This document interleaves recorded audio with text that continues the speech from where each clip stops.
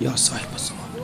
جميع مرحومین کے لیے، شہداء ملت کے لیے، آپ حاضرین کے مرحومین کے لیے، اور ہمارے زیدی برادران کے خاندان کے تمام مرحومین کے لیے ایک سورۃ الفاتحہ۔ بسم اللہ الرحمن الرحیم، الحمدللہ رب العالمین، الرحمن الرحیم، مالک یوم الدین، ایاک نعبد و ایاک نستعین، اہدنا الصراط المستقیم، صراط الذین انعمت علیہم غیر المغضوب علیہم ولا الضالین۔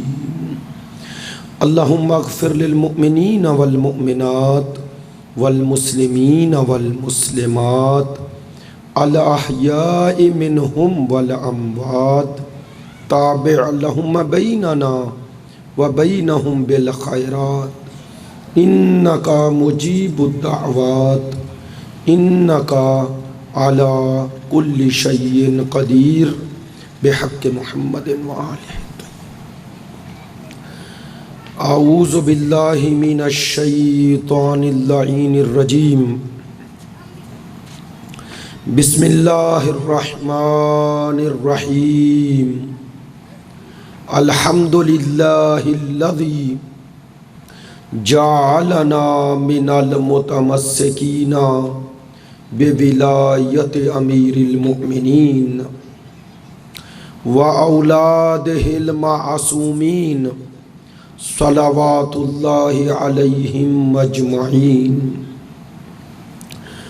الحمد للہ الذی لا یبلغ مدحتہ القائلون ولا یحصی نعماءہ العادون ولا یعدی حقہ المجتہدون، الذی لا یدرکہ بعد الہمم ولا ینالہ غوث الفتن، الذی لیس لصفتہ حد محدود ولا نعت موجود ولا وقت معدود ولا عجل ممدود، فطر الخلائق بقدرتہ ونشر الریاح برحمتہ، والصلاة والسلام علی سیدنا و مولانا حبیبنا و حبیب قلوبنا شفیعنا ابی القاسم محمد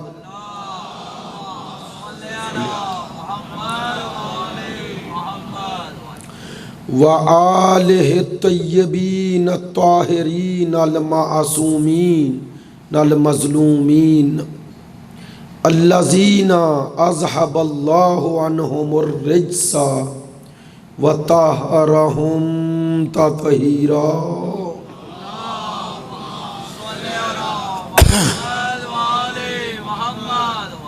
واللعنۃ الدائمۃ علی منکری فضائلہم وغاصبی حقوقہم من الآن الی قیام یوم الدین۔ اما بعد، فقد قال سبحانہ وتعالی فی کتابہ المجید وکلامہ الحمید، وَهُوَ أَصْدَقُ الصَّادِقِينَ وَقَوْلُهُ الْحَقُّ۔ بسم اللہ الرحمن الرحیم، هُوَ الَّذِي أَرْسَلَ رَسُولَهُ بِالْهُدَى وَالدِّينِ الْحَقِّ لِيُظْهِرَهُ عَلَى الدِّينِ كُلِّهِ وَلَوْ كَرِهَ الْمُشْرِكُونَ۔ رب اشرح لی صدری ویسر لی امری واحلل عقدۃ من لسانی یفقہوا قولی۔ ان اللہ و ملائکتہ یصلون علی النبی یا ایہا الذین آمنوا صلوا علیہ وسلموا تسلیما۔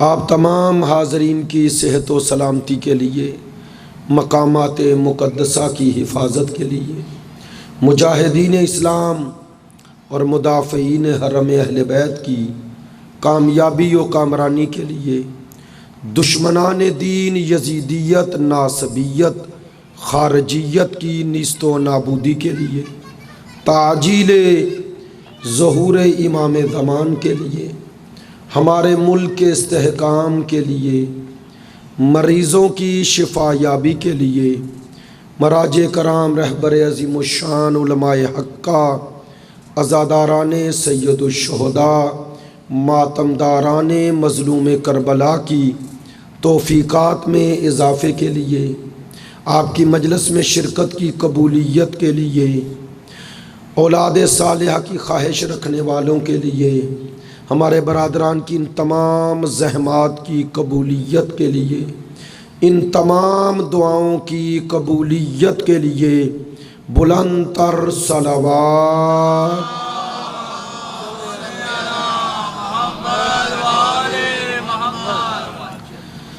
واجب الاحترام معزز و مکرم حاضرین مجلس، محبان اہل بیت، پیروان مکتب ولایت، عاشقان مکتب شہادت، موضوع گفتگو امام زمان اور ہماری ذمہ داریاں۔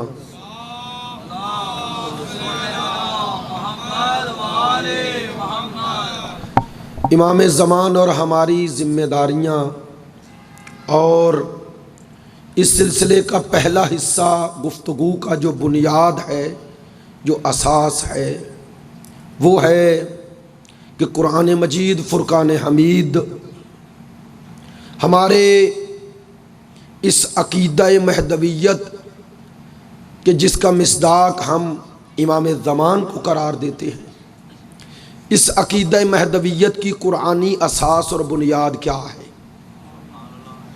گزشتہ 2 دنوں سے یہی عرض کر رہا ہوں، اور سب سے پہلا مرحلہ ہی یہ ہے کہ ہم اپنے تمام مسلمان برادران کے سامنے قرآن مجید فرقان حمید کی جو کلام الہی ہے، جو لا ریب ہے، جس کا محافظ خدا ہے، جو بسم اللہ کی بات سے لے کر سینے والناس تک محفوظ ہے، اور جو پوری انسانیت کے لیے پیام ہدایت ہے، اس کلام الہی میں، اس پیام ہدایت میں، اس اللہ کے نبی کے آخری معجزے میں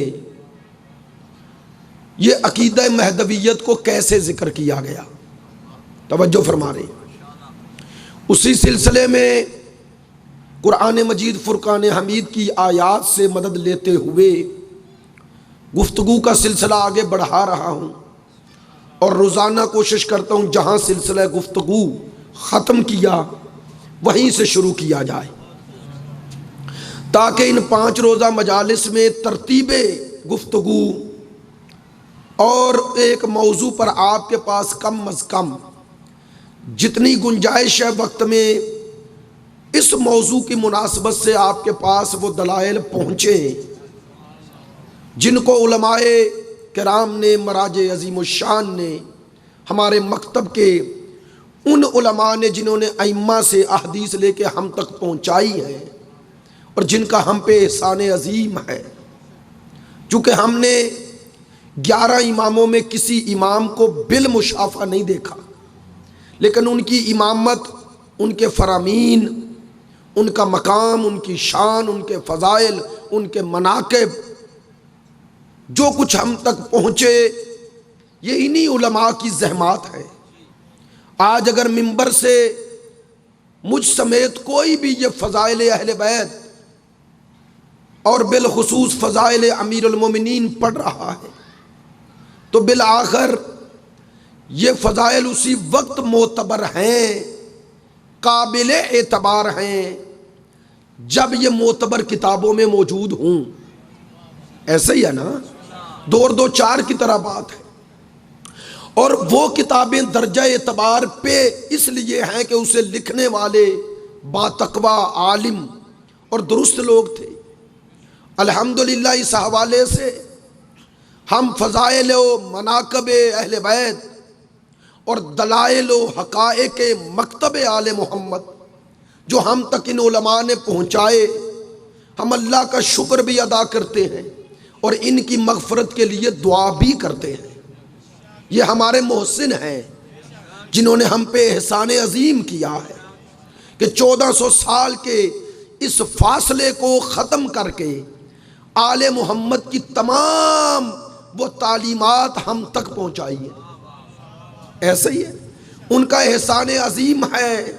اور ایک ایک عالم نے الحمدللہ مکتب آل محمد کے تمام دلائل کو عقلاً اور نقلاً اتنا مستدل، اتنا مستند، اتنا مدلل بیان کیا ہے کہ اگر کوئی تعصب کی عینک اتار کے، اگر کوئی بصیرت کے ساتھ ان دلائل اور حقائق کا مطالعہ کرے اور پھر ترازو عدل پہ تولے اور اپنے آپ کو ضمیر کی عدالت میں پیش کر کے اللہ کو اپنے اعمال کا حاضر و ناظر جان کر ان کا مقابلہ دنیا کے کسی بھی رہبر سے کرے، اگر انصاف رکھتا ہے تو وہ یہ قبول کرنے پہ مجبور ہو جائے گا کہ جیسے قرآن جیسی کتاب نہیں ہے ویسے آل محمد جیسے امام نہیں ہے۔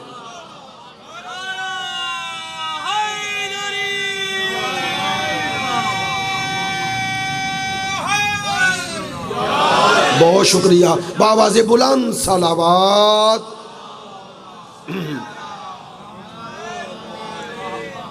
اور اتنے عظیم نام ہے، اتنے عظیم نام، مثلا شیخ مفید، شیخ صدوق رحمت اللہ علیہ۔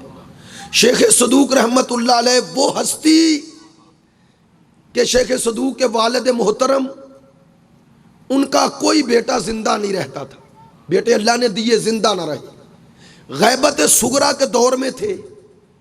امام زمان کے نائب خاص سے کہتے ہیں امام کے حضور میری یہ گزارش پہنچائیں کہ امام اللہ سے توسل کریں اور اللہ مجھے ایسا بیٹا دے کہ جو ان کے مکتب کا محافظ بنے۔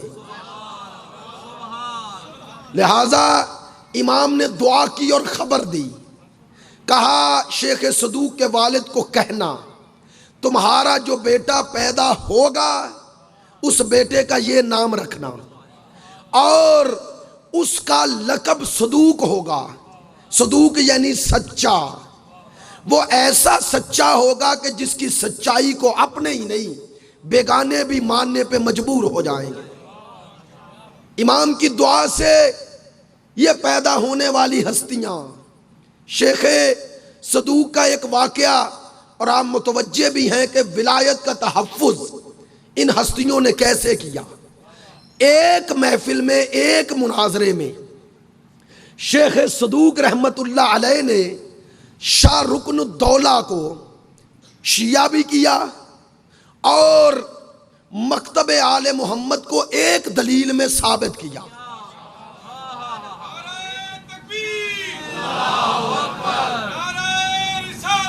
یا رسول اللہ، یا علی،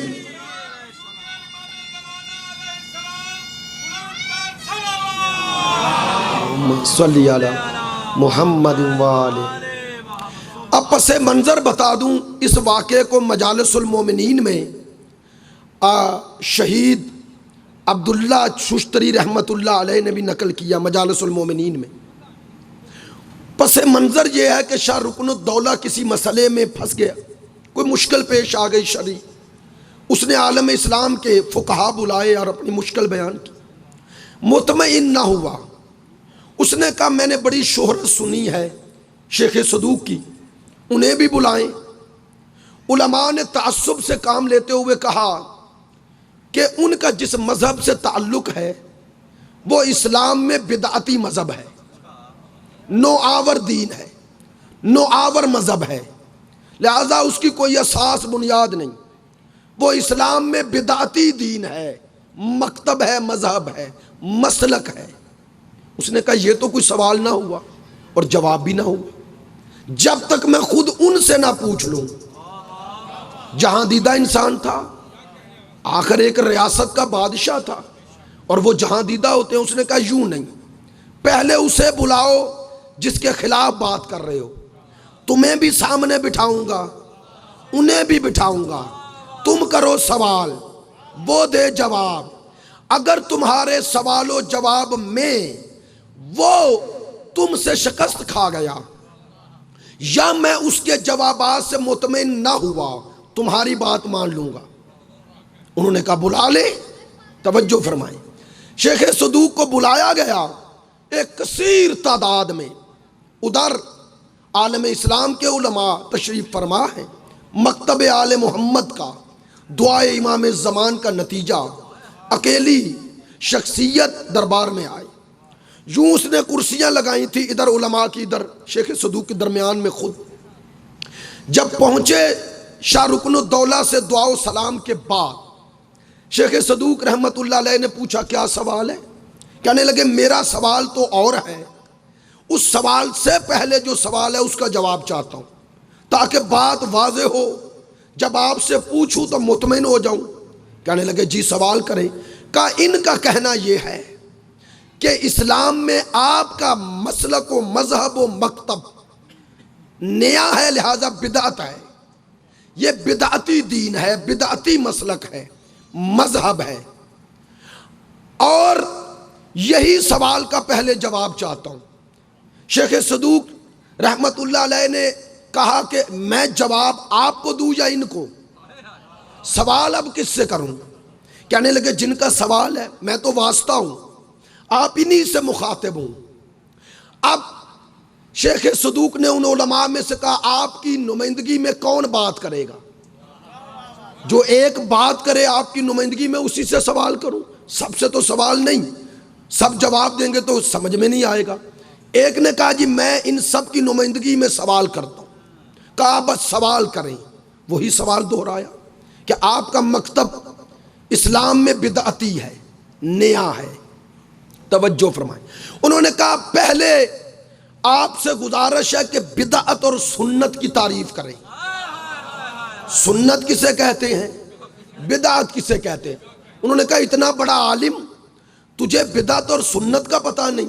کہا میرے سوال کا جواب دو، مجھے سوال کرنے کا حق ہے، چاہے جانتا ہوں، اور آپ کو جواب دینا چاہیے چونکہ سوال و جواب کی نشست ہے۔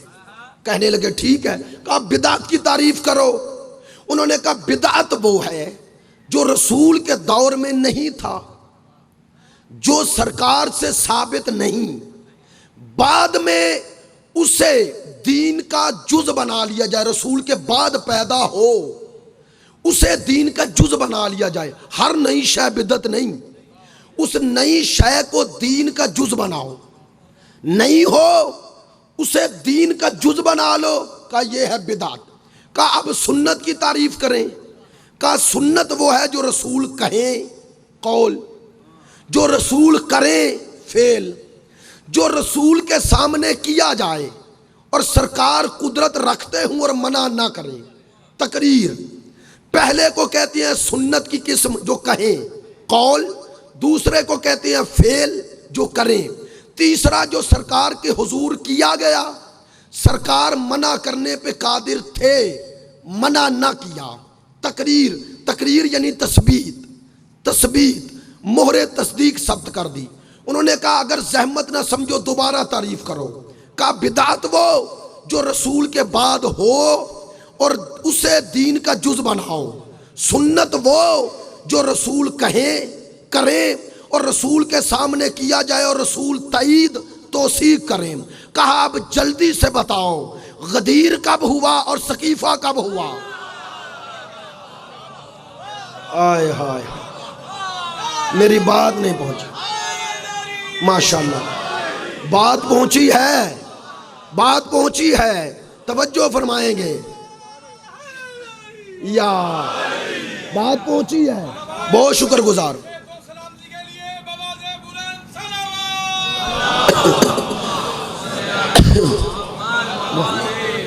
آپ متوجہ ہیں انشاءاللہ، میرے گلے کی طرف توجہ نہیں کریں گے، میرے الفاظ کی طرف توجہ کریں گے۔ ابھی ڈاکٹر صاحب بھی میڈیسن بھی انہوں نے دی ہے، لیکن وہ ظاہر دن رات کا سفر ہے، مسلسل مجالس ہے، اور میں کوئی اپنی بڑا پن نہیں دکھا رہا، بس ذمہ داری ہوتی ہے جہاں وعدہ کیا ہوتا ہے، اور ذاکر صاحب بھی موجود ہیں کہ بانی کے لیے وعدہ ہوتا ہے، اور وہ مولانا حسن ظفر نقوی صاحب کے بقول اس وقت تک بانی کو یقین نہیں آتا جب تک خطیب یا ہسپتال نہ ہو یا قبرستان نہ ہو، ہیں پڑھنے والا وہ کہتا ہے جی آ جائیں۔ مجھے ایک دوست نے کال کی تو پوچھا آواز سے، میں نے کہا جی بس طبیعت خراب ہے، کہتے ہیں ہور تو کچھ نہیں نا تسی آ جاؤ طبیعت خراب ہے پھر کیا ہوا، آپ کو آنا تو پڑے گا۔ تو توجہ فرمائیں گے انشاءاللہ، میں آپ کی محبتیں ہیں۔ اب شیخ صدوق رحمت اللہ علیہ نے کہا جلدی بتاؤ سنت جو رسول کہیں کریں اور رسول کے سامنے کیا جائے تائید کریں، بدعت وہ جو بعد میں ہو۔ کہا دو ہیں چیزیں، ایک ہے سقیفہ، ایک ہے غدیر، بتاؤ کون سا کب ہوا، کون سا کب ہوا؟ کہا دین میں کون سا ہے اور دین میں شامل کون سا کیا گیا؟ آئے ہائے، کہا دین میں کون سا ہے اور دین میں شامل کون سا کیا گیا؟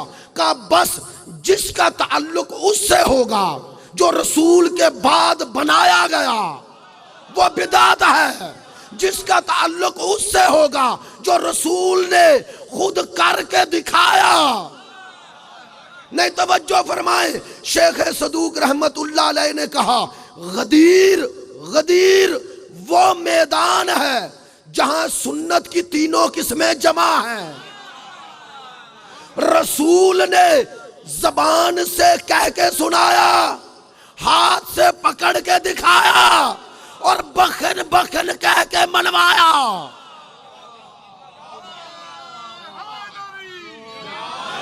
توجہ فرما رہے ہیں میری بات پہ، توجہ فرما رہے ہیں؟ بس بیٹا بس بیٹا بس بابا سے بلند صلوات۔ جی بسم اللہ۔ میرے بزرگ ہیں زیدی صاحب فرما رہے ہیں کہ دوبارہ جملہ دہراؤں، اس لیے وہ شیخ صدوق کی دلیل یہ نوجوان اپنے بھائیوں کے لیے، چھوٹوں کے لیے فرماتے ہیں بتاؤ بدعت کی تعریف تم نے یہ کی جو نہیں تھا رسول کے دور میں اور بعد میں بنا کے دین میں شامل کیا، وہ ہے بدعت۔ جو رسول نے کہا کیا اور کرنے کا حکم دیا وہ ہے سنت۔ اب کہا دونوں دیکھ لو کون سا کب ہوا؟ نہیں توجہ فرمائیں، کہا سقیفہ غار میں ہوا اور غدیر میدان میں ہوا۔ میری بات توجہ فرما رہے ہیں؟ کون سا کہاں ہوا؟ آئیں غدیر تکمیل دین، تحفظ دین، رات بات جہاں ختم کی تھی وہیں سے شروع کر رہا ہوں۔ ان علماء کی مقام اور مرتبے میں نے کہا یہ دلیل آپ تک پہنچ جائے، یہ محافظ پیام ولایت، اور ان پر کیا گزری ہماری معتبر ایک کتاب ہے شرح لمحہ، جسے اس وقت تک جب تک کوئی پڑھے نہ فقیہ نہیں بنتا۔ یہ کتاب ایک لکھنے والا ہے، ایک اس کی شرح لکھنے والا ہے، اسی لیے شرح لمحہ کہتے ہیں۔ دونوں کو کہا جاتا ہے شہید اول، شہید ثانی۔ شہید ثانی کی شہادت کیسے ہوئی؟ استنبول میں۔ اور کیسے ہوئی؟ دونوں پاؤں باندھے گئے اور مخالف سمت میں اونٹ دوڑا دیے گئے۔ یہ ایسے مکتب آل محمد نہیں پہنچا، خدا کی قسم نہیں پہنچا۔ میں ممبر پہ ایسی باتیں بھی کر جاتا ہوں، کیا کروں، ابھی ڈپلومیٹ نہیں بنا، خدا نہ بنائے۔ خدا کی قسم میں اور آپ، میری کیٹاگری کے لوگ جو ممبر پہ ہیں، یہ تو بہت آسانیاں ہیں، میں یہ جو ڈاکٹر صاحب ہیں، ان کے بھائی ہیں، ان کے والد محترم ہیں، میں دیکھتا ہوں کتنے خلوص، کتنی محبت سے اہتمام انتظام کرتے ہیں سارا سال رابطے میں، اور اس طرح نظر و نیاز سے لے کر پڑھنے والے کے انتخاب تک، پھر جگہ جس محبت جس ولولے سے کر رہے ہیں، ہم آتے ہیں ہمیں پورا پروٹوکول دے کے اس ممبر پہ لاتے ہیں، یہ مائک ہے، یہ سب کچھ ہے، یہ لائٹس ہیں، آپ اطمینان سے بیٹھے ہیں۔ یہ جو کچھ آج ہم کر رہے ہیں، پچھلوں کو اتنی سہولتیں نہیں ملی۔ وہ جن مشکلات سے گزرے کبھی پڑھیں، اپنا ماضی کبھی نہ بھولو، ماضی کبھی نہ بھولو۔ یہ مکتب کا ایک ماضی یا تسلسل ہے۔ یہ جو آج احادیث، جو فضائل، جو مناقب، جو چیزیں آپ تک پہنچائی جا رہی ہیں، یہ کتابوں میں ہیں، یہ سینہ گزٹ نہیں ہے۔ ایسا ہی ہے نا، یہ مدلل دلائل جب کسی سے بات کرو گے وہ تو دلیل مانگتا ہے نا، تو دلیل کتاب سے دی جاتی ہے۔ یہ تو نہیں کہا جا سکتا میرا نظریہ ہے، آپ کے نظریے کی اس کی نظر میں کیا قدر و منزلت۔ وہ آپ کی نظر کو نہیں مانے گا، وہ اس دلیل کو مانے گا جو کتاب میں ہو۔ ایسا ہی ہے نا، یا آیت میں ہو یا روایت میں ہو۔ میری بات توجہ فرما رہے ہیں، توجہ فرما رہے ہیں۔ اب دیکھیں بات آ گئی تو اس لیے یہ عرض کر رہا ہوں، علامہ ہلی کا نام سنا؟ اللہ اکبر، علامہ ہلی ایسی عظیم ہستی، علامہ۔ اب آج کل تو ہر کوئی علامہ، مجھ جیسے جاہل کو علامہ کہہ دیتے ہیں لوگ، لیکن اس وقت مکتب آل محمد میں دو ہستیاں جنہیں علامہ کہا گیا، دو، اور ان کے بارے میں لکھا جائے، عقائد میں علامہ لکھا جائے اور اسی طرح فقہ میں علامہ لکھا جائے تو علیحدہ علیحدہ شخصیات مراد ہیں، ان کی وجہ شہرت تھی۔ علامہ ہلی ان میں ایک ہے۔ علماء فرماتے ہیں بلوغت سے پہلے، بالغ ہونے سے پہلے علامہ ہلی درجہ اجتہاد پہ فائز ہو گئے تھے۔ کہتے ہیں یہ ان ہستیوں میں سے ایک ہے جس نے کسی کی تقلید نہیں کی، خود مجتہد تھے، بالغ ہوئے تو اجتہاد میں ہوئے۔ اب ان کی کتابیں دیکھیں، ایک ان کی کتاب ہے الفین۔ الفین، الف کا معنی ہوتا ہے ہزار اور الفین کا معنی 2000۔ یہ 2000 کا کیا معنی؟ توجہ فرما رہے ہیں۔ ان کے والد جب دنیا سے جانے لگے تو وصیت کی، کہنے لگے ہلی تمہیں ایک وصیت کرتا ہوں، بابا جان حکم فرمائیں۔ کہنے لگے ایک ایسی کتاب لکھو جس میں 1000 دلیل عقلی دو ولایت علی پر، 1000 دلیل نقلی دو۔ میری بات توجہ فرما رہے ہیں؟ آج پڑھے، ترجمہ بھی ہو گیا ہے کتاب کا، الفین کا ترجمہ ہو گیا، اتنی موٹی کتاب ہے، کم از کم 1500 صفحے پر 1000 دلیل عقلی ہے مولا کی امامت و ولایت پر، اور 1000 دلیل نقلی ہے۔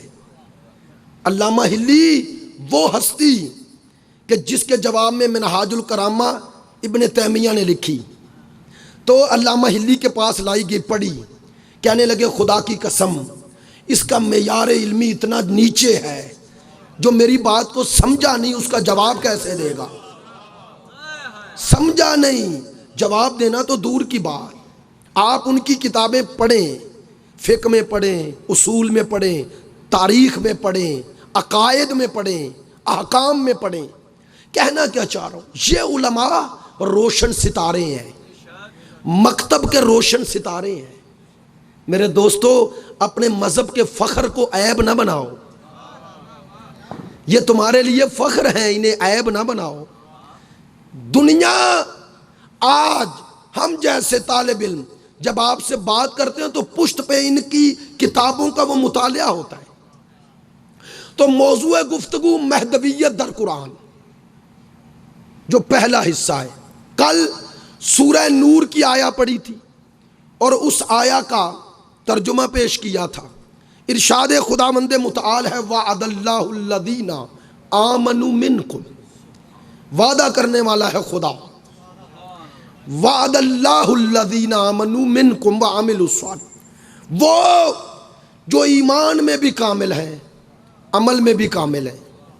اللہ کا وعدہ ہے ان سے، لَيَسْتَخْلِفَنَّهُمْ فِي الْأَرْضِ، انہیں پوری زمین کا خلیفہ بنائے گا۔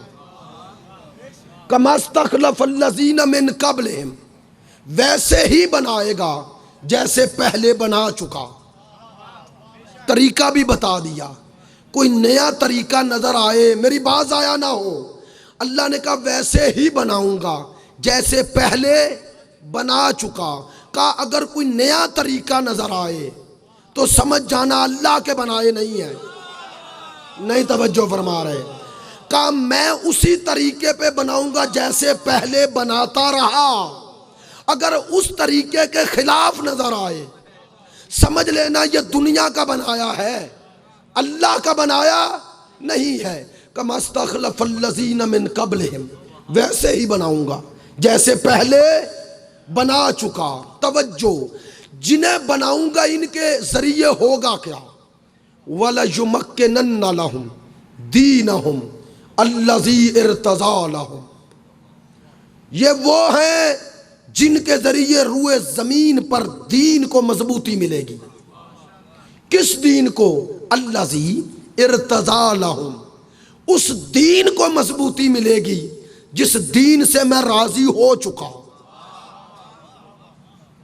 راضی ہو چکا۔ بس پتہ چلا اللہ کے بنائے خلیفے ایک، وہ پوری روئے زمین کے خلیفے ہوں گے دو، تیسرا وہ اس دین کو مضبوط اور نافذ کریں گے جس دین سے اللہ راضی ہو گیا۔ میری بات توجہ فرمانی ہے، سورہ نور کی آیا ہے، آیا نمبر 55 ہے۔ توجہ، خدا فرما رہا ہے کہ میرا وعدہ ہے، دو لفظ ہیں، ایک ہوتا ہے اللہ کا وعدہ، ایک ہوتا ہے وعید، واو عین یہ دال، ایک وعدہ ہے ایک وعید ہے۔ وعدہ اور وعید میں فرق کیا ہے؟ وعید میں تبدیلی ممکن ہے، وعدے میں نہیں۔ وعید وہ ہے کہ اللہ نے کہا ہے کہ جو گناہ کرے گا اسے عذاب دوں گا۔ توجہ فرما رہے ہیں، عذاب دوں گا گناہ پر، اس میں تبدیلی ممکن ہے، یہ وعید ہے، وعدہ نہیں۔ کیا اگر توبہ کر لو تو گناہ معاف، میری بات توجہ فرما رہے ہیں، لیکن وعدے میں تبدیلی ممکن نہیں۔ مثلا اللہ نے وعدہ کیا جو نیکیاں کرے گا جنت دوں گا، نیکی کا نتیجہ جنت ہے، یہ نہیں ہو سکتا کوئی نیکی کرے اور اللہ جزا میں سزا دے۔ میری بات توجہ فرمانی ہے، توجہ فرمانی ہے، وعدے میں تبدیلی ممکن نہیں۔ توجہ پڑھے لکھے دوستوں سے، وعید میں تبدیلی ممکن ہے، کیوں؟ وعدے میں تقاضۂ عدل ہے اور وعید میں تقاضۂ فضل ہے۔ باتیں ذرا پڑھی لکھی ہیں تھوڑی سی، وعید میں اس کی نظر فضل پہ ہے، وعدے میں نظر عدل پہ ہے، لہذا وعدے میں تبدیلی ممکن نہیں، وعید میں ہے۔ اللہ کا یہاں وعید نہیں کہ خلافت دوں گا، اللہ کا وعدہ ہے دوں گا، اور دوں گا بھی پوری روئے زمین کی، اور جنہیں دوں گا وہ دین کو مضبوط کریں گے اور اس دین کو کریں گے جس سے میں راضی ہو گیا۔ رات عرض کیا تھا یا اللہ تو کس دین سے راضی ہے؟ اللہ نے فرمایا، سورہ مائدہ نہیں پڑھی، الیوم اکملت لکم دینکم، آج وہ دن ہے، آج جب دین مکمل ہو گیا، اور وَرَضِیتُ لَکُمُ الْإِسْلَامَ دِینًا، آج میں اس اسلام سے راضی ہو گیا۔ اللہ راضی اس دین سے ہے، اس اسلام سے ہے جس اسلام کی ابتدا ذوالعشیرہ ہے اور تکمیل کا نام غدیر ہے۔ توجہ، اب اگر ڈھونڈنا ہے کہ اللہ کس دین سے راضی ہے تو ڈھونڈو اس دین میں وہ پیام ولایت ہے یا نہیں ہے۔ توجہ فرما رہے ہیں، وہ پیام ولایت کیا ہے؟ وہ بچوں کو بھی یاد، اور جیسا کہ روزانہ بتایا جا رہا ہے، ہمارے برادران بھی آتے ہیں، ان کے لیے چند باتیں کرتا ہوں۔ وہ جس سے اللہ راضی ہوا، اور جو جگہ الیوم کون سا، وہ دن کون سا ہے، وہ جگہ کون سی. ہمارے بچوں کو بھی پتا اس دن کا نام غدیر، ایسے ہی ہے 18 ذی الحج، اور جگہ کا نام غدیر. دن کا نام 18 ذی الحج اور جگہ کا نام غدیر. اور سرکار نے وہاں کہا کیا، توجہ فرما رہے ہیں، اور کہنے سے پہلے تمام و انتظام کیا کیا. لو میری بات میرے ساتھ رہو گے تو پہنچے گی. عزیزو 1,24,000 نبیوں نے نبوت پہنچائی. اللہ نے نہ اتنا بڑا مجمع کسی نبی کو دیا اور نہ اس طرح کا مجمع دیا. نہیں توجہ فرما رہے. نہ کسی نبی کو آدم سے عیسیٰ تک اتنا بڑا مجمع ملا جس کی تعداد 1,20,000 ہو، اور نہ ایسا مجمع دیا کہ مجمع میں جسے دیکھا وہ حاجی نکلا، جسے دیکھا نمازی نکلا، جسے دیکھا صحابی نکلا. نہیں توجہ فرما رہے. حاجیوں کا، نمازیوں کا، صحابیوں کا مجمع. اور توجہ، ایسا مجمع کسی نبی کو نہ ملا. ملا ہے؟ بولے نہیں. اب مجھے یہ بھی کہنے دو، جیسا مجمع ملا ایسا کسی نبی کو مجمع نہ ملا، اور جیسا اس مجمع کو خطیب ملا ایسا کسی امت کو. بیٹا نہیں، بچوں کو روکیں، میری گفتگو ڈسٹرب نہ کریں، توجہ فرمائیں. بڑوں کو نعرہ لگانا چاہیے، بچوں کو نہیں. ہاں بچوں کا ایک نعرہ بہت ہوتا ہے، اس طرح بات میں وزن نہیں رہتا. توجہ فرمائیں گے جو بات عرض کر رہا ہوں. جیسا مجمع دیا ویسا خطیب نہ ملا، اور جیسا خطیب دیا ویسا مجمع نہ ملا. گزشتہ امتوں میں ہم نے دیکھا مجمع جتنا بلند تھا اللہ نے خطیب اتنا بلند رکھا. اسی لیے خطیب بلند تھا تو ممبر بھی بلند بنایا، ممبر بھی بلند بنایا. اس بلند ممبر پہ رسول کھڑے ہو گئے. نہیں بھائی توجہ فرماؤ. کیسا مجمع، صحابی، حاجی، نمازی. ایسا عظیم مجمع جسے دیکھا حاجی، نمازی، صحابی. ایسا ہی ہے نا. ایسے مجمع کو خطیب کیسا ملا کہ آدم سے عیسیٰ تک ہر نبی اس کے مقابلے پہ کھڑا نہیں ہوتا. ایسا ہی ہے نا. آدم سے عیسیٰ تک ہر نبی اس پر ایمان لائے اور اس کی مدد کرے تو نبی رہتا ہے. قرآن ہے، حدیث نہیں. وہ آیہ میثاق پڑھ لو. میں نے بات سمیٹنی ہے، توجہ فرمائیں گے، بات سمیٹنی ہے. عزیزو رسول کھڑے ہو گئے. اچھا یہ بلا تشبیہ ممبر ہے، آپ بیٹھے ہیں، مجھے ممبر پہ بٹھایا ہے. مجھ میں اور آپ میں ایک فاصلہ تو ہے نا. میں آپ کی نسبت بلند ہوں، ایسے ہی ہے نا. ذکر کی وجہ سے بلند کیا ہے نا اس ممبر پہ. تو میں آپ سب کو دیکھ رہا ہوں چونکہ بلند ہوں، اور آپ سب کی نظروں کا مرکز اس وقت میں ہوں، ایسے ہی ہے نا. تو دو ہستیاں بلا تشبیہ تھی نا. ایک ممبر پہ تھے رسول اور زیر ممبر تھے صحابہ. بولیے گا وہ جو بالائے ممبر ہے، زیب ممبر ہے، اور وہ جو زیر ممبر ہے، کیا برابر ہیں؟ نہیں نا. وہ جو بالائے ممبر ہے، زیب ممبر ہے، سید الانبیاء، اور وہ جو نیچے ہیں صحابہ، برابر ہیں؟ نہیں. کتنا فرق ہے؟ اچھا بتا ہی نہیں سکتے کتنا فرق ہے.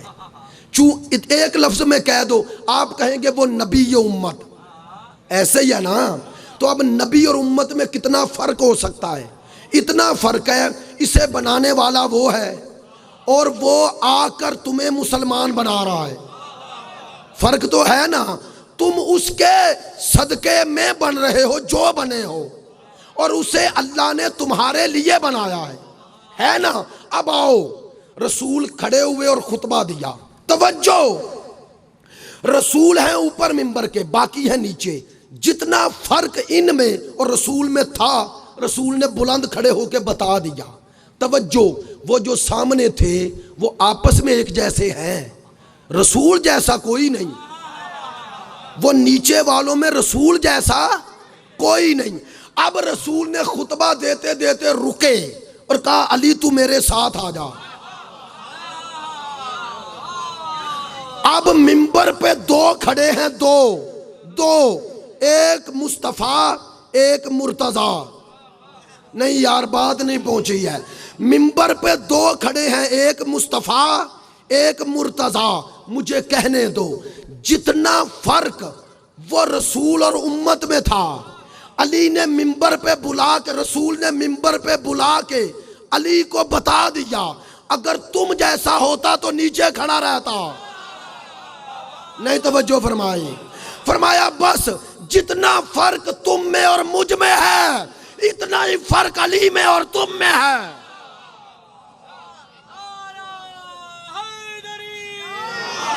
میری بات پہنچی ہے، میری بات پہنچی ہے۔ بھائی رسول نے برابر کھڑا کیا، توجہ، غدیر سنتے رہتے ہیں، میں تو ایک طالب علم ہوں، آپ کی معلومات میں چاہتا ہوں کچھ نہ کچھ تھوڑا اضافہ اگر ہو جائے، باقی واقعات تو یاد، آپ کے بچوں کو بھی نیا پہلو کوشش کی جاتی ہے۔ رسول نے بازو پکڑا اور کہا یہ کیا ہے؟ من کن تو مولا۔ میں نے پہلے کہا ہے اپنے اہل سنت بھائیوں کے لیے حدیث پڑھ رہا ہوں، من کن تو مولا فہذا علی مولا۔ رسالت مآب نے یہ نہیں کہا یہ علی مولا، فرمایا جس جس کا میں مولا اس کے علی مولا۔ یا رسول اللہ یہ کیوں کہہ رہے ہیں؟ ڈائریکٹ کہتے علی مولا نہیں، کہا جس جس کا میں مولا اس کے۔ اب مجھے نہیں پتا، یہ بحث نہ کیا کرو کہ مولا کا معنی کیا ہے۔ لو دو باتیں کہہ رہا ہوں منبر سے، مجھے نہیں پتا رسول علی کس معنی میں مولا ہے اور علی کس کس کا مولا ہے، مجھے نہیں پتا، لیکن مجھے یہ پتا ہے علی اسی معنی میں مولا ہے جس معنی میں رسول مولا ہے، اور علی اس کا مولا ہے جس جس کا رسول مولا ہے۔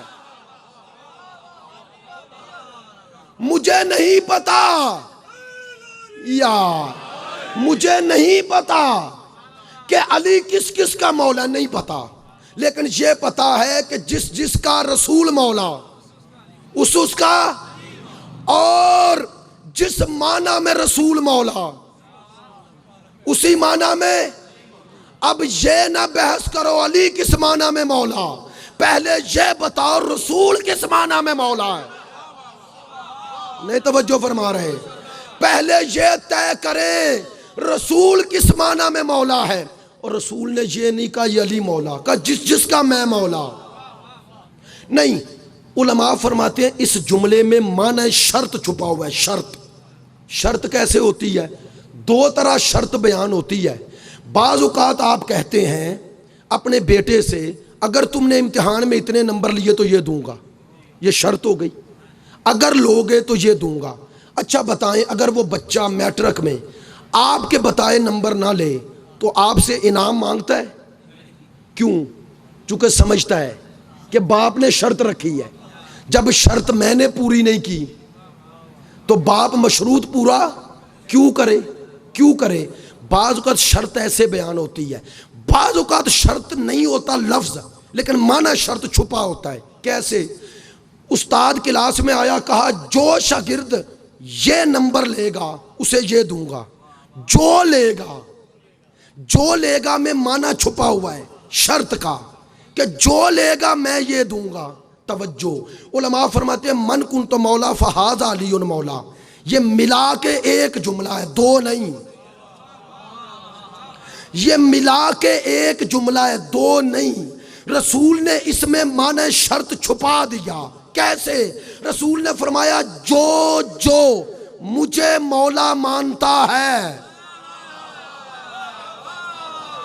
جو مجھے مولا مانتا ہے، آج کے بعد علی کو مولا ماننا پڑے گا۔ نہیں توجہ، ہم گھر لیتے ہیں دروازے پہ لکھ دیتے ہیں علی مولا، گاڑی لی علی مولا، نعرہ لگایا علی مولا۔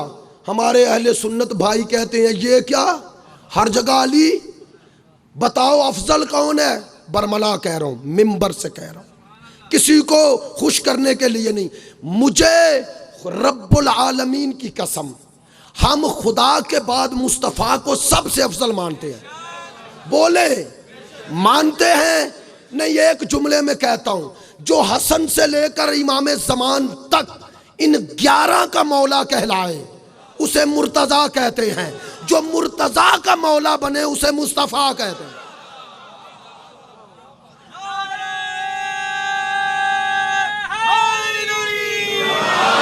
تو یہ عقیدے آپ نے نعرہ لگا کے تائید کر دی، لیکن سوال ہے، کہتے ہیں مانتے مصطفیٰ کو افضل ہو اور کہتے علی مولا ہو۔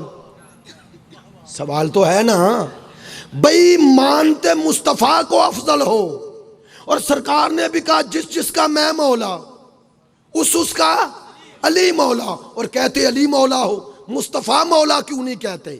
اگر غدیر نہ ہوتا اور رسول نے یہ نہ کہا ہوتا کہ میں اس کا مولا ہوں جس کا علی مولا ہے، تو علی مولا نہ کہتے۔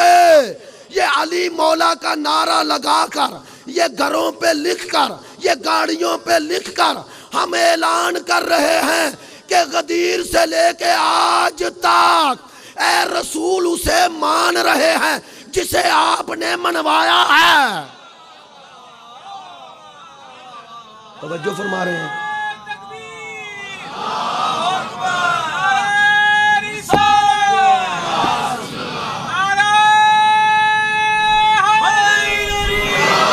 بآواز بلند صلوات۔ بہت شکریہ، بہت شکریہ۔ خدا آپ کی توفیقات میں اضافہ فرمائے، آپ کی محبتیں ہیں، واقعاً اتنی طبیعت خراب کے باوجود آپ نے احساس نہیں ہونے دیا۔ میں اس کا مولا، اس کا جس کا علی مولا۔ ہم علی مولا کہہ کے رسول کے ولایت کا اعلان کرتے ہیں۔ ہم کہتے ہیں یا رسول اللہ، جو غدیر میں آپ نے سنایا تھا، منوایا تھا، اسی عہد پہ باقی ہیں، اسی عہد پہ باقی ہیں۔ اور غدیر کیا ہے امت میں؟ بس گفتگو میں نے سمیٹ دی۔ غدیر امت میں کیا ہے؟ کتاب کا نام ہے تفسیر سالبی۔ میرے رسول نے اپنی پوری حیات میں دین پہنچایا، نبوت کا اعلان کیا، لوگوں نے جھٹلایا تو عذاب نہیں آ رہا، عذاب نہیں آ رہا، اعتراض کرنا شروع کر دی۔ گزشتہ امتوں پر تو عذاب آیا، اگر یہ اللہ کا رسول ہوتا تو عذاب آتا۔ ہم تو اسے جھٹلا رہے ہیں، ہم تو اس کی توہین کر رہے ہیں، نعوذ باللہ۔ یہ نعوذ باللہ میں کہہ رہا ہوں۔ انہوں نے اعتراض کیا، اللہ نے جواب دیا، وَمَا كَانَ اللَّهُ لِيُعَذِّبَهُمْ وَأَنْتَ فِيهِمْ۔ ان پر عذاب اس لیے نازل نہیں کرتا کہ تو ان میں ہے، تو ہے اے میرا حبیب، اس لیے نہیں کرتا، کیوں؟ تو رحمت للعالمین، اس لیے عذاب نہیں کرتا۔ اب توجہ فرمائیں، یہ اللہ کی آیت، دونوں آیتیں ذہن میں رکھیں۔ غدیر کا اعلان ہوا، اور غدیر کے بعد ابھی رسول غدیر سے چلے ہیں، مدینے نہیں پہنچے، درمیان میں ایک جگہ پہ ہے کہ حارث بن نعمان فہری ملا کچھ لوگوں کو، کہنے لگا کیا ہوا؟ میں نے سنا ہے غدیر میں رسول نے یہ کہا۔ کہنے لگے کہا پھر کہا بس ماننا پڑا۔ کہنے لگا میں نہیں مانوں گا۔ اب اٹھا اور سرکار کے خیمے میں آیا، گستاخی سے مخاطب ہوا اور کہنے لگا اے محمد، تو نے ایک خدا کا کلمہ پڑھایا، ہم نے پڑھ لیا، نبی کی نبوت، اپنی نبوت کا کلمہ پڑھایا، پڑھ لیا، یہ سارا دین دیا، لے لیا، باپ دادا کی راہ چھوڑ دی، یہ سب کچھ کروا کے بھی راضی نہیں ہوا، ہمیں بھی کچھ دے کے جا، ہمیں بھی کچھ اپنے بعد یہ چھوڑ جاؤ۔ یہ جو تو نے کہا ہے اپنی مرضی سے کہا یا حکم خدا سے؟ میرے رسول نے یوں اشارہ کیا، کہا اللہ کی طرف سے۔ اب یہ رسول سے مخاطب نہیں ہوا، اللہ سے ہوا۔ کہنے لگا ہے خدا، اگر مصطفیٰ نے علی کو مولا تیرے کہنے پہ بنایا، میں نہیں مانتا، مجھ پہ عذاب بھیج۔ اب سب نے لکھا، تفسیر سالبی، تفسیر در منصور اور بھی تفاسیر ہیں، لکھا جب یہ کہا ابھی اپنے قدموں سے ہٹا نہیں، دو طرح کے عذاب کی روایت ہے، ایک یہ ہے کہ ایک شعلہ آیا لپیٹ میں لے لیا، ایک ہے کہ پتھر آیا سر سے پڑا دو حصوں میں تقسیم کر دیا۔ توجہ فرما رہے ہیں، دونوں میں سے ایک عذاب آیا، آ گیا، توجہ، عذاب آ گیا تو وہ آیت کا کیا بنا؟ وہاں تو عذاب نہیں آ رہا، توجہ، یا اللہ تو نے عذاب کیوں بھیجا؟ توجہ فرما رہے ہیں، پہلا مرحلہ یہ ہے کہ یہ جو عذاب مانگ رہا ہے یہ اتنا بہادر تھا؟ اگر بہادر ہوتا تو منافق نہ ہوتا، بہادر ہوتا تو منافق نہ ہوتا۔ آیت اللہ وحید خراسانی فرماتے ہیں کہ یہ یہاں بھی منافقت کر رہا تھا۔ کیا منافقت؟ اس کے دل میں تھا کہ یہ ہے رسول، یہ ہے عالمین کی رحمت، عذاب آئے گا نہیں، میں مانگوں گا عذاب آئے گا نہیں، تو اس حکم کو مشکوک کر دوں گا۔ جب مشکوک ہو جائے گا تو لوگ سوچنے پہ مجبور ہو جائیں گے، نہیں توجہ فرما رہے ہیں، مشکوک ہو جائیں گے اور کہیں گے، میں کہوں گا دیکھو میں نے تو رسول کے سامنے چیلنج کیا اور کچھ نہ ہوا، کچھ نہ ہوا۔ توجہ، عذاب مانگا اور آ گیا، یا اللہ وما ارسلناک الا رحمۃ للعالمین، یہ عالمین کے لیے رحمت ہے، یہاں کیوں کیا عذاب؟ اللہ نے کہا آج عذاب کر کے قیامت تک سب کو بتا دیا، جو اس پیام کا انکار کرے گا اسے رسول کی رحمت کے دائرے سے نکال دوں گا۔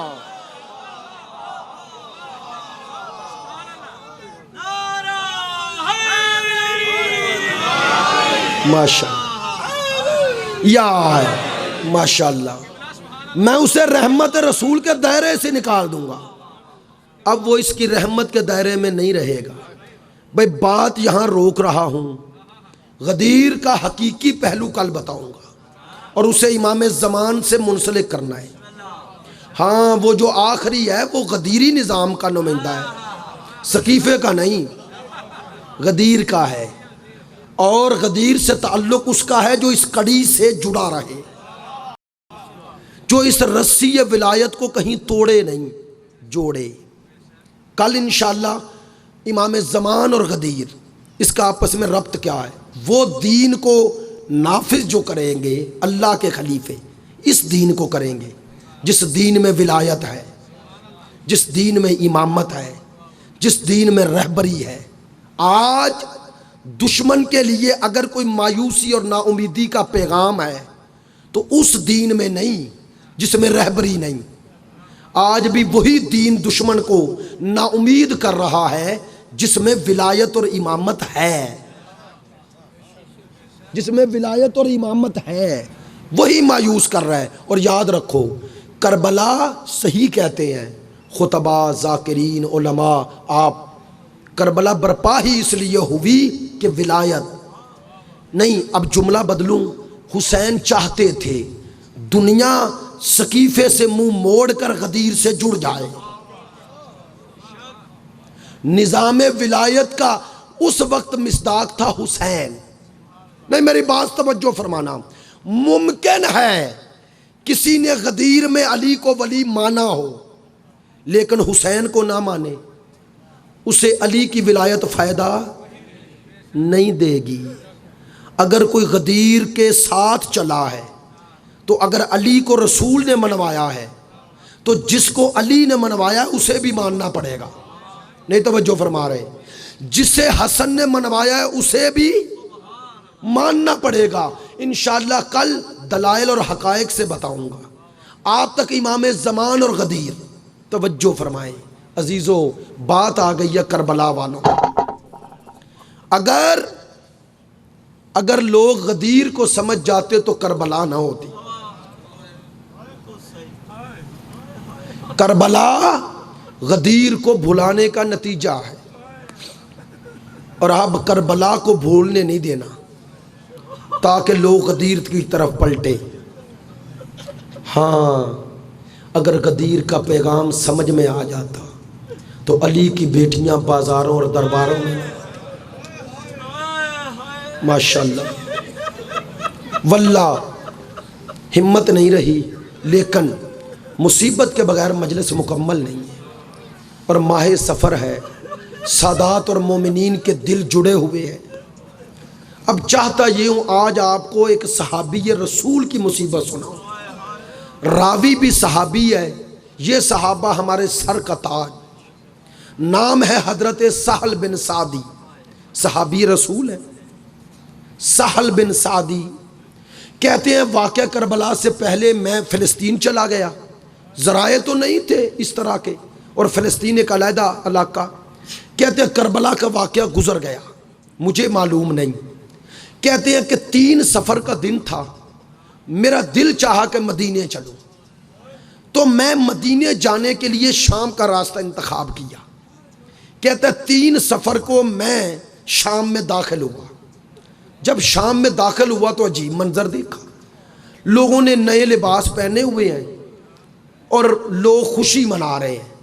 میں نے کہا اسلام کی کوئی عید 3 سفر کو تو نہیں، یہ خوشی کا سبب کیا ہے؟ کہتے ہیں خود سوچا.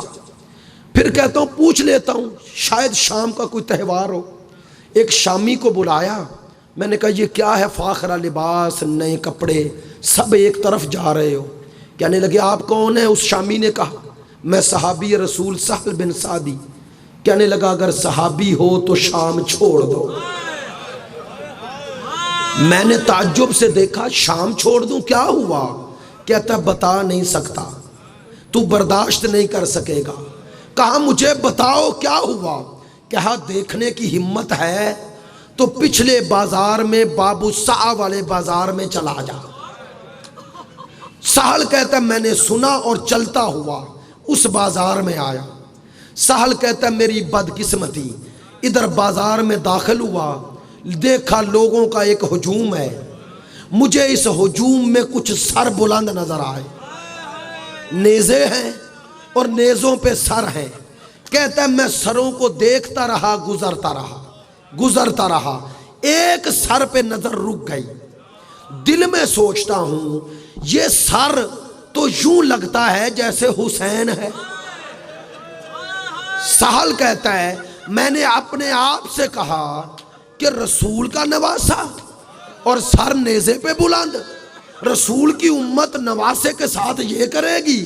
نہیں، یہ میرا وہم ہے، یہ میرا گمان ہے.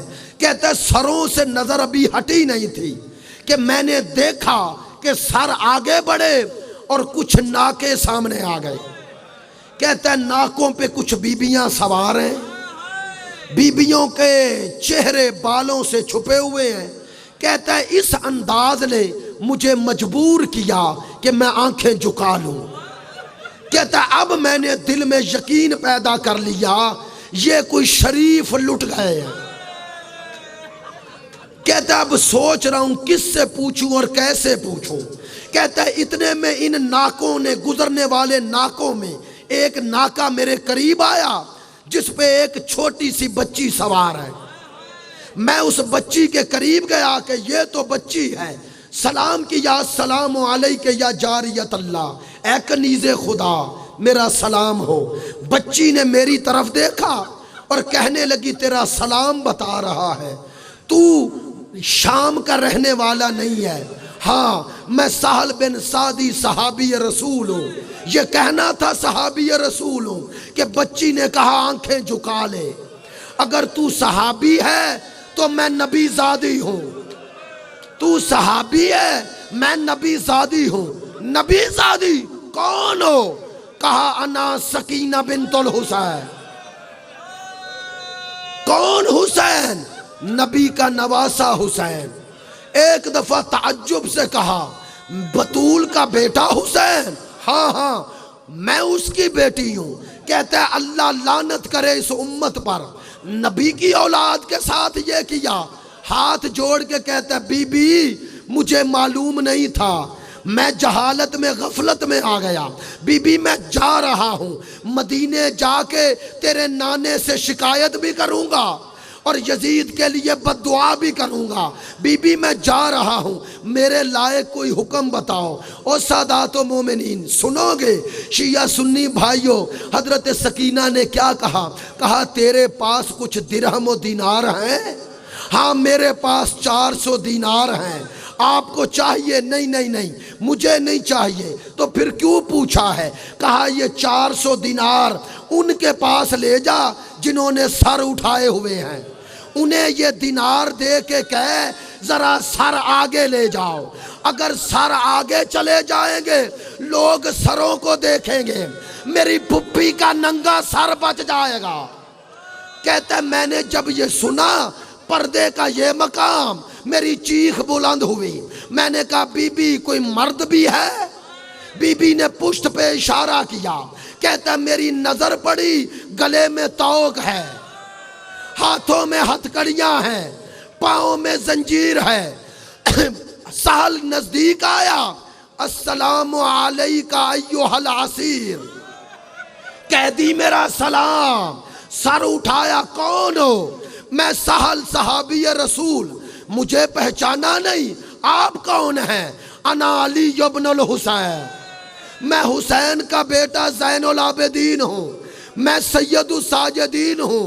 کہا مولا معاف کر دو، جوانی میں بڑھاپا آ گیا۔ کہا جس کی پھپھیاں، جس کی مائیں، جس کی بہنیں شرابیوں کے مجمع میں آ جائیں، مولا مجھے معاف کر دو، میں چھوڑ کے بازار جا رہا ہوں۔ عزادارو آخری جملے کہہ رہا ہوں۔ امام نے کہا جاتے جاتے ایک کام کرے گا، مولا حکم فرمائے۔ فرمایا یہ اپنا امامہ اتار۔ سہل نے امامہ اتارا، کہا اس کا ایک ٹکڑا جدا کر۔